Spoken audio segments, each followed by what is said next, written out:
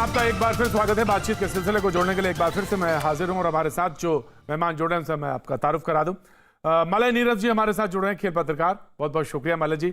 आज तो निश्चित तौर से आपसे बीच में मुलाकात हुई थी, लेकिन आज गौरव का क्षण है। बहुत बहुत शुक्रिया, थैंक यू सो मच। जय भगवानपुर बॉक्सर हमारे साथ जुड़े हैं, बहुत बहुत शुक्रिया, thank you so much. Zafar भाई जुड़ रहे हैं हमारे साथ, जफर इकबाल साहब पहले भी हमारे साथ प्रोग्राम्स में शरीक होते रहे, आज एक बार फिर से मौका मिल रहा है। बहुत बहुत शुक्रिया जफर भाई आज जुड़ने के लिए, थैंक यू सो मच। और मैं बातचीत का सिलसिला शुरू करूं, मलय नीरज जी आपसे ही बातचीत शुरू करना चाहता हूं।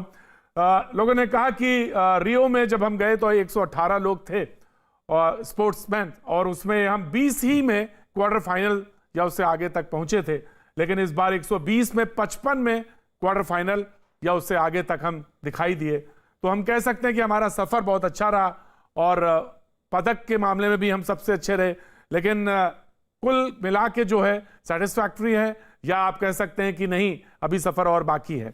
मलय नीरज जी देखिए, सफर तो अभी और लंबा बाकी है, लेकिन आगाज हम कर चुके हैं और ये आगाज अगर अच्छा रहा जैसा है तो अंदाज सोचिए कैसा होगा। क्योंकि अगर आप सिर्फ एक देश की, मैं चीन से तुलना नहीं करना चाहता, अगर आप ब्रिटेन की बात करें तो ब्रिटेन को देखिए, अटलांटा ओलंपिक में 1996 में उसके सिर्फ 15 पदक थे और आज 65 पदक हैं। तो इसलिए अगर आप पदक की राह पर आगे चल पड़े, जो कि बहुत अच्छा आंकड़ा आपने दिया कि क्वार्टर फाइनल तक अगर हम पहुंचे या थर्ड राउंड में पहुंचे तो बहुत बड़ी बात होती है। मैंने 1992 में खेल पत्रकारिता शुरू की थी और आज तक यही कहते रहे कि अगर थोड़ा कंधा आगे कर लिया होता पीटी उषा ने तो पदक आ जाता, अगर सांस लंबी भर लेते मिल्खा सिंह जी तो पदक आ जाता। वो सब दिन अब पुरानी बातें हो गई, वो इतिहास की बातें हो गई। उनको सच्ची श्रद्धांजलि दी है नीरज चोपड़ा ने और इस दल के सदस्यों ने उन सभी एथलीटों को जो अब दुनिया में नहीं है और वो भी जो हैं और जिनका अधूरा सपना अभी पूरा किया है। तो अभी सफर की शुरुआत हो चुकी है, जो एक नया कल्चर आया है, नई संस्कृति आई है। सिर्फ खेलो इंडिया की संस्कृति तो है वो अपनी जगह, लेकिन टॉप्स में जो ऊपर पहुंचाने वालों की पहचान कर उस प्रतिभा को वहां ले जाने की और उसके लिए सारा कुछ जमा करने की। मीराबाई चानू अगर अमेरिका नहीं भेजा जाता, उन्हें उनका इलाज नहीं होता, तो वो इस लायक नहीं होती कि आज वो भारोत्तोलन कर सकें। अगर नीरज चोपड़ा को जर्मन कोच उवे हॉर्न नहीं मिले होते, जिन्होंने 100 मीटर से ज्यादा भाला फेंक कर अपना विश्व रिकॉर्ड बनाया था सन 1984 में, तो आज नीरज चोपड़ा स्वर्ण पदक लेकर नहीं आते। तो जो खिलाड़ियों की जरूरत है, डॉक्टरों की, प्रशिक्षकों की, कोचों की, वो सब जो मुहैया कराई जा रही हैं चीजें, उन्हें उससे बहुत असर पड़ा है। हाँ, गुंजाइश है और गुंजाइश है और कुछ करने की, बहुत कुछ करने की। खिलाड़ियों में देखिए, ग्रैहम रीड और मैरियन, ये दो कोच आए, बहुत मेहनत की उन्होंने।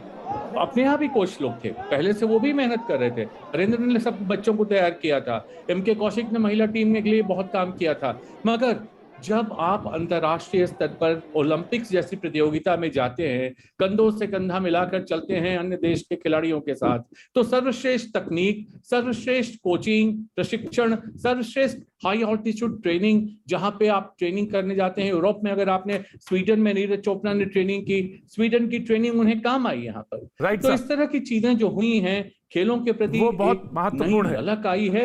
और अंत में मैं सिर्फ ये कहूंगा कि जब भारत की प्रगति को ओलंपिक में जीते गए पदकों के पैमाने से तौला जाएगा, जो मुझे निश्चित लगता है तौला जाएगा आने वाले वक्त में, प्रधानमंत्री ने जो रुचि ली है उसको देखते हुए, तो भारत में खेलों की दुनिया बहुत सुनहरी होगी। राइट जफर भाई, मैं आपके पास आना चाहता हूं। और ये एक स्पोर्ट ऐसा रहा है जिसको कि हॉकी, जिसको कि मैं एक समय तो फॉलो करता था, फिर धीरे धीरे धीरे देखता भी रहता था, फिर स्कोर भी पूछ लेता था। मैं मैच नहीं देख पाया इधर बीच में, क्योंकि बाहर था, इसलिए मैच नहीं देख पाया, लेकिन शुरुआती मैच मैंने देखे। आप बहुत सारे लोगों ने बात कही, मैं एक आज आर्टिकल पढ़ रहा था, उसमें यह जिक्र था कि थोड़ा और तेज, थोड़ा और ऊंचा, थोड़ा और शक्तिशाली होना जरूरत है इसकी। 24 तक पदक ये कांस्य जो है सोने में तब्दील होता हुआ दिखेगा। नए लोग आएंगे, स्पोर्ट्स से जुड़ेंगे, जहां तक हॉकी का सवाल है, ऐसा लगता है। और वो जो ऊर्जा है वो दिखी 41 साल बाद पदक के रूप में, तो वो आगे बढ़ेगी। जफर भाई बिल्कुल बढ़ेगी, और मैं बहुत कॉन्फिडेंस हूँ कि 2024 जो कि अब सिर्फ 3 साल रह गए, बहुत ज्यादा दूर नहीं है।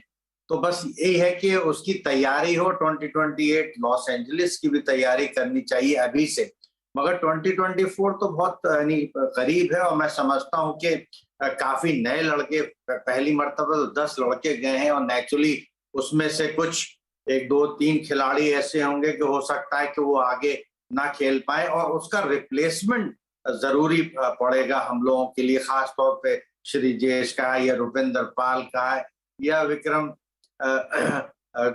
का है। तो मैं समझता हूं कि इन सब खिलाड़ियों का रिप्लेसमेंट जरूर चाहिए, और भी जो खिलाड़ी आ रहे हैं पीछे से, कि वेदर वो लोग इसके अंदर एडजस्ट हो सकते हैं। और फिर वही हमारी कहानी यही होगी कि एक्सपोजर होना चाहिए। जैसे मलाई साहब ने कहा, उनसे बहुत पहले हमारी बात काफी होती रहती थी, मगर ये उनका भी सजेशन यही है, और मैं भी यही कहूंगा कि जो भी सुविधाएं हैं वो उपलब्ध कराई जाए। किसी को चोट लग गई है या ऑपरेशन की जरूरत है, यानी ये सब चीजें जो है खेलों के लिए बहुत महत्वपूर्ण है। और मैं समझता हूं कि जिस ढंग से इस ओलंपिक्स में हमारे खिलाड़ियों ने जो एक बैरियर था दिमाग के अंदर के हम कर सकते हैं, नहीं कर सकते, और पहले ये सोचते थे कि हम कर ही नहीं पाएंगे, तो उसमें काफी तब्दीली आई है। और खास तौर पे पब्लिक का रुझान भी बहुत बड़ा है। हमारी जानकारी के हिसाब से पब्लिक भी बहुत सपोर्ट करती है।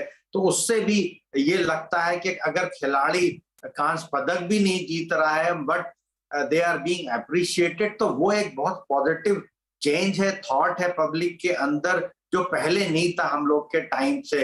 अब हम लोग जो 68-72 में ब्रॉन्ज मेडल भी लेकर के हम लोग सर झुका के चलते थे और छुपा के चलते थे। आज वो टाइम नहीं है, नया राइट भारत है। और ये डिफरेंस है, बहुत बड़ा डिफरेंस है। जय भगवान जी, मैं आपके पास आ रहा हूं, लेकिन जफर साहब से एक सवाल और पूछना चाहता हूं। जैसा मलय साहब इशारा कर रहे थे, मैं उसको थोड़ा सा इलैबोरेट करना चाहता हूं। जहां तक हॉकी का, स्पेसिफिकली मैं हॉकी पे बात करना चाहता हूं एक सवाल के जरिए। आप मानते हैं कि अब जहां तक कोच का मसला है वो सॉल्व हो चुका है? दूसरा सवाल ये कि इस टीम में वो चीज पाक दिख रही है जो कि बहुत महत्वपूर्ण होती है, और एक टीम के तौर पे ये डिफरेंस इसमें कुछ नजर आ रहा है जो बाकी बाज दफा नजर नहीं आता था टीमों में, तो वो अब नजर आ रहा है। ये दो चीजें जो कि बहुत जरूरी है। 3 साल के बाद फिर ओलंपिक है और फिर 28 की बात हो रही है। जी जफर भाई। तो ये कहना चाहता हूं कि कोच तो है ही, होते ही है टीम के साथ, फिजिकल ट्रेनर होते हैं, सब चीज, सपोर्टिंग स्टाफ सब होता है।